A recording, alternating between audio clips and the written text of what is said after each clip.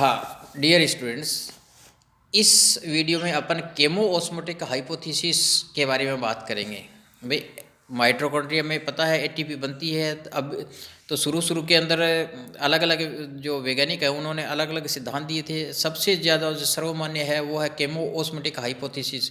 कैसे साइटोक्रोम में एटीपी का निर्माण होता है, ये मिचेल ने 1961 में बताया था, समझाया था कि इस प्रकार से ये जो एक ओस्मोटिक प्रेशर बनता है और ये ओस्मोटिक प्रेशर है ये एटीपी के निर्माण में सहायता करता है। तो इसको अपन एक केमिकल ग्रेडियंट बन जाता है दोनों के अंदर। प्लाज्मा झिल्ली की जो इनर मेम्ब्रेन है उसके दोनों तरफ एक केमिकल और एक ओस्मोटिक ग्रेडियंट बन जाता है और ये ग्रेडियंट एटीपी के निर्माण में सहायक होता है। इस सिद्धांत को अपन केमो ऑस्मोटिक हाइपोथेसिस कहते हैं।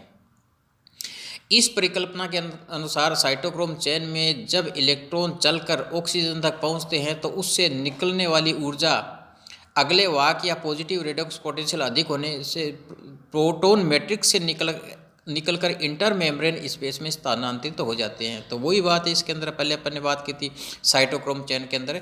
तो जब इलेक्ट्रॉन एक कैरियर से अगले कैरियर में जाता है तो ये एक तरीके से अपन समझ सकते हैं जैसे सीढ़ियों में ऊपर से नीचे बॉल डालते हैं तो बॉल की गति लगातार तेज होती चली जाती है ना। जो उसकी पोटेंशियल एनर्जी है वो काइनेटिक एनर्जी के अंदर बदलती रहती है। इसी प्रकार ये जो इलेक्ट्रॉन कैरियर हैं ये इस क्रम में लगे रहते हैं कि जो इलेक्ट्रॉन की एफिनिटी इनकी अगले वाले की पहले वाले से ज़्यादा होती है। तो ज़्यादा तेज़ी से जब आएगा तो उससे जो एनर्जी निकलती है वो एनर्जी माइटोकॉन्ड्रिया के मैट्रिक्स से प्रोटॉन्स को निकालकर इंटर मेम्ब्रेन स्पेस में स्थानांतरित कर देती है। लगातार ऐसा होने से प्रोटॉन्स द्वारा एक केमिकल व इलेक्ट्रिकल ग्रेडियंट बन जाता है जिससे एक प्रोटॉन मोटिव फोर्स उत्पन्न होती है। तो लगातार प्रोटॉन्स की चूँकि धनावेशित हैं तो अंदर धनावेश की मात्रा कम हो जाएगी और दोनों झिल्लियों के बीच में इंटर मेम्ब्रेन स्पेस में है वहाँ धनावेश की मात्रा ज़्यादा हो जाएगी, तो ये एक ग्रेडियंट बन जाएगा। और दूसरा एक केमिकल ग्रेडियंट भी बन जाता है। ये ग्रेडियंट जब इनका अंतर बहुत ज़्यादा होगा तो एक प्रेशर डेवलप होगा और ये प्रेशर है ये प्रोटॉन मोटिव फोर्स को जनरेट करता है, यानी प्रोटॉन्स वापस अंदर जाने का प्रयास करते हैं के लिए एक फोर्स का काम करता है। चूँकि माइटोकॉन्ड्रिया की प्लाज्मा झिल्ली प्रोटॉन्स के प्रति अपारगम्य होती है, सिर्फ एलिमेंट्री या F1 पार्टिकल से ही मैट्रिक्स में आ सकते हैं।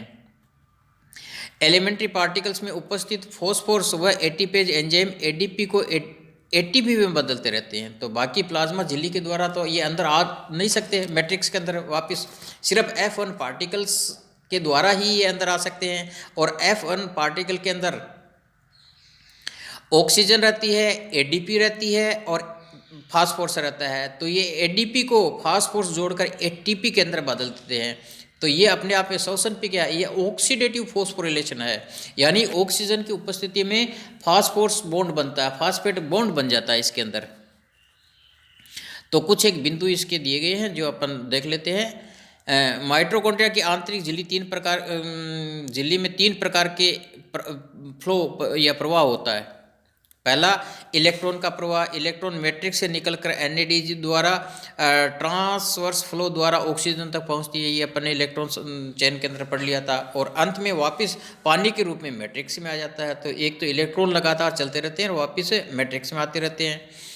दूसरा है प्रोटॉन्स मैट्रिक्स से निकलकर वेक्टोरियल फ्लो के द्वारा इंटर मेम्ब्रेन स्पेस में ये सी साइड के अंदर स्थानांतरित होते रहते हैं। दोनों झिल्लियों के बीच में आउटर माइटोकॉन्ड्रिया की जो आउटर और इनर मेम्ब्रेन है उसके बीच में लगातार स्थानांतरित होते रहते हैं।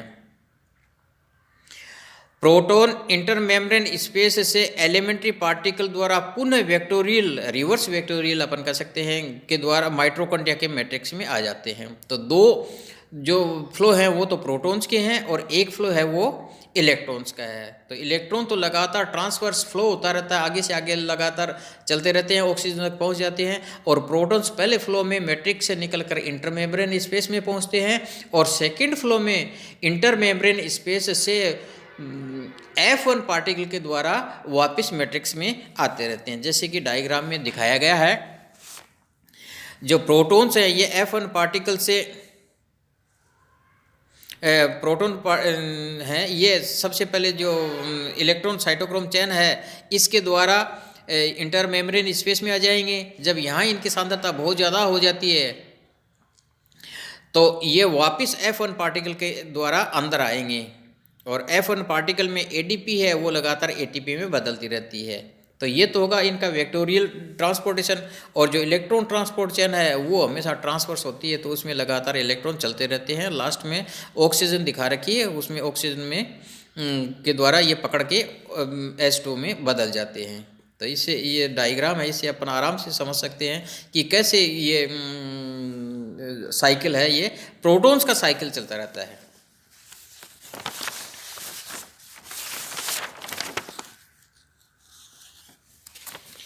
हाँ, इलेक्ट्रॉन ट्रांसपोर्ट चेन में दो प्रकार के वाहक कण लगे रहते हैं। एक तो ऐसे जो प्रोटॉन्स और इलेक्ट्रॉन दोनों को ग्रहण करते हैं, जैसे कि अपन ने बात की थी साइटोक्रोम है, यूबिक्विनोन है, ये सब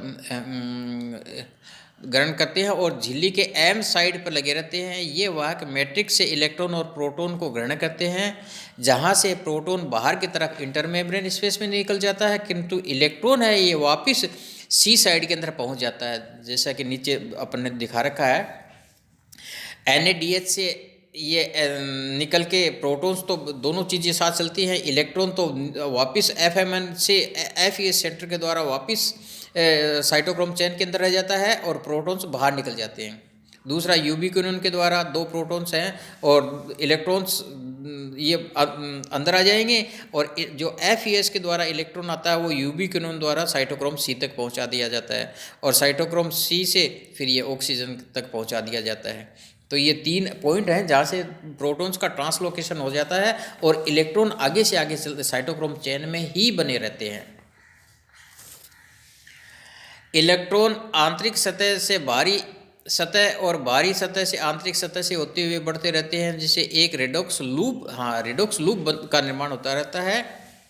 ऐसे 3 लूप बनते हैं जहाँ से प्रोटॉन्स बाहर की तरफ मुक्त होते रहते हैं और इलेक्ट्रॉन साइटोक्रोम चेन में आगे बढ़ते रहते हैं। दूसरे प्रकार के वाहक सिर्फ इलेक्ट्रॉन को ही ग्रहण करते हैं। इन वाहकों का क्रम इस प्रकार होता है कि अगले वाले कैरियर का पॉजिटिव रेडॉक्स पोटेंशियल पहले वाले से अधिक होगा, ताकि इलेक्ट्रॉन इन तक आसानी से पहुंच सके। रेस्पिरेटरी चेन में जो जो इलेक्ट्रॉन्स आगे बढ़ते जाते हैं उनसे निकलने वाली ऊर्जा से प्रोटॉन का स्थानांतरित होते रहते हैं। माइटोकॉन्ड्रिया की आंतरिक झिल्ली प्रोटॉन्स के प्रति अपारगम्य होती है और प्रोटॉन्स के लगातार स्थानांतरण से इंटरमेम्ब्रेन स्पेस में पॉजिटिव आयंस या हाइड्रोजन एटम्स अपन आयंस कह सकते हैं कि अधिकता हो जाएगी। pH इसकी अपने क्या कम हो जाएगी। मैट्रिक्स से नेगेटिव आयंस की अधिकता व हाइड्रोजन आयन की कंसंट्रेशन की न्यूनता हो जाती है, अर्थात इलेक्ट्रिकल और केमिकल ग्रेडियंट का निर्माण हो जाता है। इसको इलेक्ट्रोकेमिकल ग्रेडियंट कहते हैं अपन का निर्माण हो जाता है, और ये ग्रेडियंट एक प्रोटॉन मोटिव फोर्स का निर्माण करता है तथा प्रोटॉन्स को वापस मैट्रिक्स में पहुंचाने का दबाव डालता है, दाब उत्पन्न करता है। जो कि माइटोकॉन्ड्रिया की आंतरिक झिल्ली प्रोटॉन्स के प्रति पारगम्य होती है। प्रोटॉन्स सिर्फ F1 पार्टिकल्स से ही वापस आ सकते हैं। इंटरमेम्ब्रेन स्पेस में उत्पन्न इलेक्ट्रोकेमिकल ग्रेडियंट प्रोटॉन्स को पुनः मैट्रिक्स में आने के लिए आवश्यक ऊर्जा प्रदान करते हैं। तो यह एक प्रोटॉन मोटिव फोर्स बन जाती है, और ये प्रोटॉन मोटिव फोर्स है, ये प्रोटॉन्स को इंटरमेम्ब्रेन स्पेस से वापस मैट्रिक्स में धकेलने का प्रेशर या एनर्जी प्रदान करते हैं। एलिमेंट्री पार्टिकल्स के हेड रीजन के अंदर इन कार्बनिक फास्फेट व ATP सिंथेटेज एंजाइम उपस्थित रहता है, जो कि ADP का फॉस्फोरिलेशन करके ADP को ATP में बदल देता है। हाँ, एक जोड़ी इलेक्ट्रॉन के रेस्पिरेटरी चेन में स्थानांतरित होने से 10 प्रोटॉन्स का ट्रांसलोकेशन होता है। जब एक पेयर इलेक्ट्रॉन पूरी रेस्पिरेटरी चेन में गुजरकर ऑक्सीजन तक पहुंचेगा तो इतनी एनर्जी निकलती है कि 10 प्रोटॉन्स हैं वो मैट्रिक्स से निकलकर इंटरमेम्ब्रेन स्पेस में ट्रांसलोकेट हो जाते हैं। और 3 प्रोटॉन्स जब F1 पार्टिकल से वापस मैट्रिक्स में आते हैं तो एक ATP का निर्माण होता है। तो कहने का मतलब 2 पेयर इलेक्ट्रॉन से 10 प्रोटॉन्स का ट्रांसलोकेशन होगा और 3 ATP मॉलिक्यूल्स का निर्माण होगा जब ये वापस आएंगे। तो 3 एटीपी का निर्माण करता है। एफएडी में अपन ने पढ़ा है कि कम एनर्जी के इलेक्ट्रॉन पकड़ती है, तो उनसे जो इलेक्ट्रॉन ट्रांसपोर्ट होते हैं उनसे 2 ही एटीपी बनती है, एक पेयर इलेक्ट्रॉन से 2 एटीपी ही बनती है।